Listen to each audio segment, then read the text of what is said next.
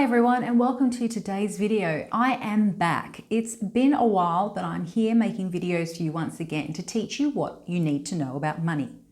For those of you that haven't met me before, my name is Angela Santalia. I started the Money Messenger project as a way of imparting some of my knowledge with regards to money. I've been working in financial planning for the last 20 years and I'm also an investor myself. Everything I teach you, I also do myself. So here is some of the knowledge that I've learned over the years, just for you. Today we're talking about how to invest risk-free through your bank. What I'm talking about is an asset class, which is a type of investment called fixed interest. There are 5 main types of asset classes when it comes to investing: cash, fixed interest, property, Australian shares, and international shares. So today we're talking about fixed interest. Now, the most common fixed interest investment you'll come across will be a term deposit, which is usually accessed through your bank. Now, what's a term deposit? A term deposit is when you deposit money with your bank or banking institution for a set period of time, a term which is agreed upon between you and the bank. Now, term deposits are usually 3 months, 6 months, 12-month terms, for example. There's some higher, some lower. Usually the most common might be a 3-month term deposit or a 6-month term deposit or even a 12-month term deposit. Now, what you do is when you deposit that amount of money with your bank, you agree to leave that money alone for your bank to use for the fixed term. Now, usually that term can't be broken. If you do break it, you don't get the interest income which is promised to you.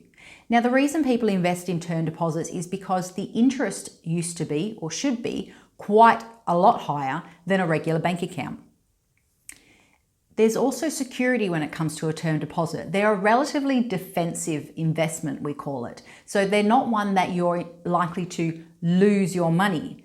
See, when you deposit any money with a bank in Australia, it's protected by the government up to $250,000. So if anything untoward was to happen to the bank, your money is protected.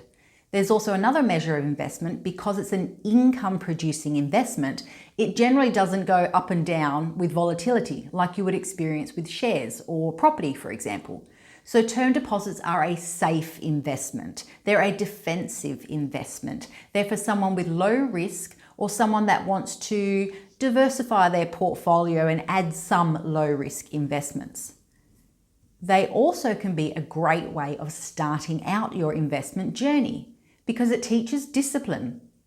When I first started investing, long before I started investing in managed funds, which are shares essentially, I started investing in term deposits. That meant I deposited a sum of money, usually with my bank, it was say $5,000 at the time. And I agreed to allow that bank to have that money to use as they please for say 6 months. And in return, that bank paid me interest at the end of the 6 months, which was a lot higher than I could ever achieve through a bank account.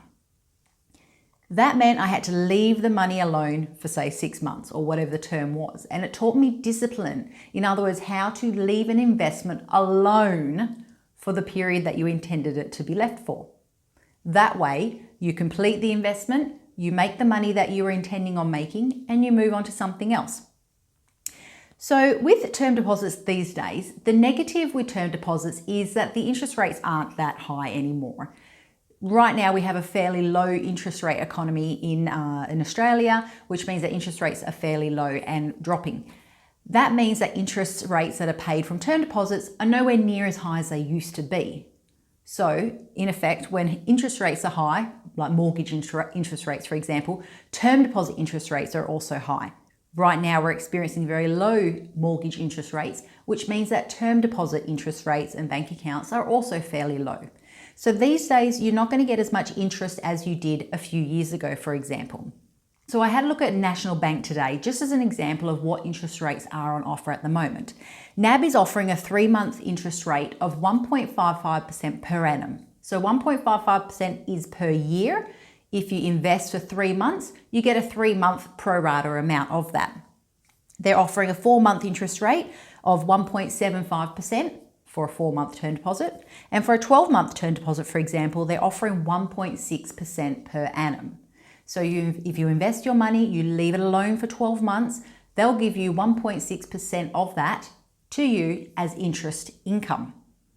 When the term deposit expires, or matures we call it, you can elect to roll it over and do it again. You can change the term, you can change the amount you invest, and that's a good way of getting some income from your investments. But you might notice that those interest rates are fairly low. Even a couple of years ago, they were almost double that. So they're not as good as they used to be. And there's also now things such as high interest accounts, which offer similar, if not better, interest rates than term deposits. So for example, you've got Rabobank, you've got UBank, you've got an ANZ Progress Saver account that I just checked on today. They're paying rates of up to 2.5%, 2.75% for a period of 3 or 4 months, and then reverting to a normal interest rate of 1.3%, 1.35% per annum. So you can see that they're quite close to what the term deposit rates are on offer from NAB, for example. The advantage with the high interest account is that you have access to your money whenever you want. There's no money being locked away as with a term deposit. With a term deposit, you lock your money away for the agreed period of time. You can't touch it. There are ways of breaking the term deposit, but usually you're penalised and you're not going to get your interest income. So that is not the point of a term deposit. The point of a term deposit is to leave it locked away so that you get the interest income promised to you. Whereas a high interest account is essentially just a normal bank account. It could be online, so perhaps you don't have access to it as in through an ATM machine, but it's meant to be for your savings, so that's a good thing. And in that way, it's still what we call at call. You can touch it whenever you want. You're not locked away for 3 months, 12 months, for example, and you're getting pretty close, if not higher interest than what term deposits are. So term deposits have some advantages and also some disadvantages. When interest rates are more expensive, when they're higher, term deposits can pay a fairly good amount of interest for little to minimal risk. Remember, your deposits with a bank are protected under the government. They are also very safe. In other words, there's no volatility whatsoever. So they're a way of making guaranteed income on your investments with little to no risk. So when would you use a term deposit? Use a term deposit to start your investing, particularly if you're younger, for example. It's a way, like I mentioned, of instilling some discipline.